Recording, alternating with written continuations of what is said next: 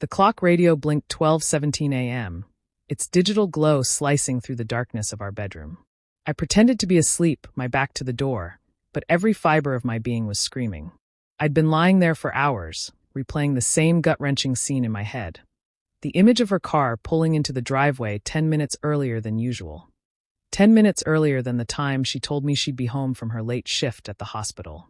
The mattress dipped beside me, a familiar weight, yet tonight it felt alien, pulsive. I could hear her breathing, the gentle rustle of her clothes as she slipped under the covers.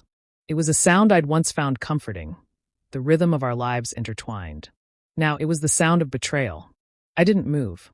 I didn't dare give away that I was awake. Every muscle in my body was clenched so tightly I was afraid I might shatter. I could practically taste the metallic tang of anger and hurt rising in my throat. I waited, breath held, listening as she settled beside me, a silent trespasser in our shared space. Then I heard it, a soft gasp, a sharp intake of air. Her breathing hitched, then stopped altogether for what felt like an eternity. I almost couldn't help myself. The urge to reach out to comfort her was immense, but then I remembered the text messages I'd found, the ones I shouldn't have seen, and the urge was extinguished by a cold wave of disgust. She'd found the letter.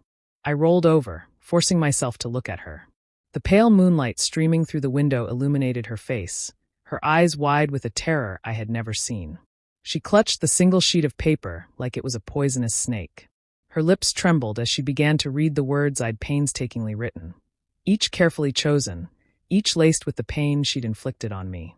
The letter wasn't about anger, not really. It was about the hollow ache in my chest, the feeling of being utterly alone in my own marriage.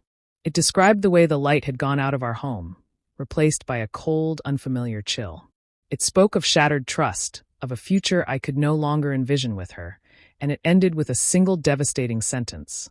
I know about him. Ally looked up at me, her face a mask of fear. How? How do you know? She whispered, her voice barely audible. Does it matter? I asked, my voice flat and devoid of emotion. I'd imagined this moment 1,000 times over the past few weeks, each scenario ending with me screaming, yelling, maybe even crying. But in the cold, harsh light of reality, I was calm, eerily so. She didn't answer. She just stared at the letter, like it held the answers to all of life's unsolvable questions. It doesn't matter now, I continued, my tone low and steady. I've known for weeks, Ally. The late shifts that weren't. The hushed phone calls. The perfume that wasn't mine. It's over. Tears streamed down her face, silent, helpless. Please, Steve. Please don't, she begged, her voice cracking. I made a mistake. A mistake. I repeated the word, tasting it like ash in my mouth. No, Ally. This wasn't a mistake. It was a calculated decision. One that you made over and over, each time betraying me, betraying us. And now you have to live with that. I rolled out of bed and began to dress. The silence between us was thick with unspoken words, with recrimination and regret. The woman in front of me was a stranger. I couldn't reconcile the loving, caring wife I thought I knew with this deceitful version before me. Where are you going? She finally asked, her voice small and weak. To pay a visit to someone, I replied, pulling on my shoes. I didn't elaborate. I didn't need to. She knew. The drive over to his place was a blur. I didn't know how I got there.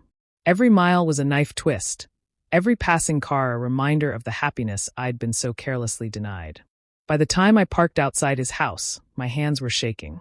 My knuckles were white from gripping the steering wheel so tightly. The anger was building, a raging inferno within me, ready to explode. He answered the door in a t-shirt and shorts, a smug look plastered across his face. The same look I'd seen in the photos on Ally's phone. He was a caricature of everything I wasn't. Young, cocky, devoid of any decency. Can I help you? He asked, the smug grin never faltering. I think so, I responded, my voice low and menacing. Steve, Ally's husband.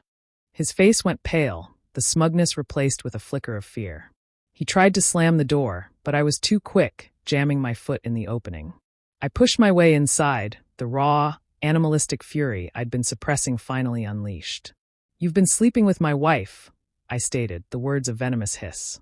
I wanted him to know what he had done, to see in his face the destruction he'd caused.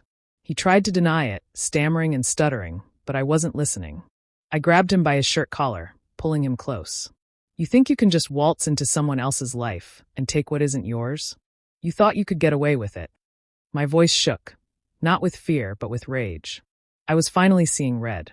I didn't say much more after that.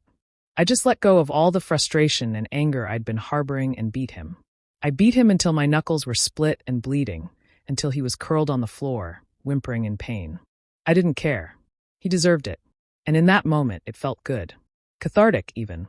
I left him there, a broken mess on his living room floor, and walked out into the night. The air was cool, and for the first time in weeks, I felt like I could breathe.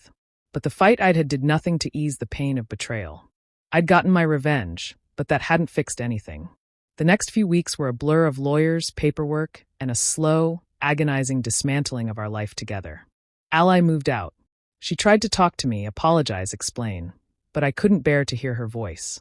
The image of her clutching that letter, the look of terror in her eyes, was a constant reminder of what we'd lost, or rather, what she had thrown away. News of her infidelity spread like wildfire. It was a small town, after all. The whispers followed her, the judging stares a constant reminder of her shame. Her friends, our friends, abandoned her. The life she had, the life she so easily risked, crumbled around her. His life wasn't spared either. Word got out, and his reputation as the town's golden boy turned him into the town pariah. He lost his job, his friends, his social standing. He couldn't show his face in public. I, on the other hand, had become a sympathetic figure, the victim of circumstance. The wronged husband. People offered their condolences, their support. They admired my strength, my resilience. But that's not how I felt. I was empty. I went through the motions, going to work, paying my bills, doing all the things I'd always done. But without her beside me, my heart felt as though it had been ripped out. Even now, years later, the phantom pain still lingers. Sometimes I wonder what went wrong, when we started to drift apart, when our love began to die. But then I remember the letter, the look on her face, and I know there are some things that can't be forgiven, and some wounds that never truly heal.